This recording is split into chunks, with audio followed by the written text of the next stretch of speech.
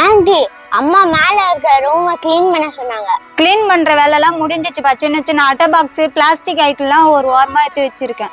வேணாம், எல்லாத்தையும் வெளில போட்டுருங்க. தம்பி, அதெல்லாம் குப்பையில போடக்கூடாது. எடைக்கு போட்டா காசு கிடைக்கும். நீங்க எங்களுக்காக தான் சொல்றீங்கன்னு தெரியுது. ஆனா நம்ம போடுற பிளாஸ்டிக் டப்பா, அட்டை பாக்ஸுக்குலாம் அவங்களுக்கு பெருசா எம்மா காசு கிடைச்சிட போகுது. குப்பையை எடுக்கிறதுக்கு தான் அவங்களுக்கு சம்பளம் தராங்களா? அப்புறம் உங்க இஷ்டம். நான் எல்லாத்தையும் எடுத்துன்னு போய் வெளியிலே வச்சிடறேன். A few moments later. ஏன்டா எதாவது தேடிட்டு இருக்கியா என்ன? ஆமாக்கா, என் கழுத்துல இருந்த செயினை காணும். நான் ரொம்ப நேரமா தேடிட்டு இருக்கேன். எங்கதான் விழுந்ததுன்னே தெரியல. நீ தேடுற செயின் இதுன்னு பாரு. ஆமாக்கா, இந்த செயின் தான். நான் தொலைஞ்சி போச்சுன்னு பயந்தே போயிட்டேன். இந்த கோல்டு செயினை யார் கொண்டு வந்து என்கிட்ட கொடுத்தா தெரியுமா? குப்பை வர்றவங்க.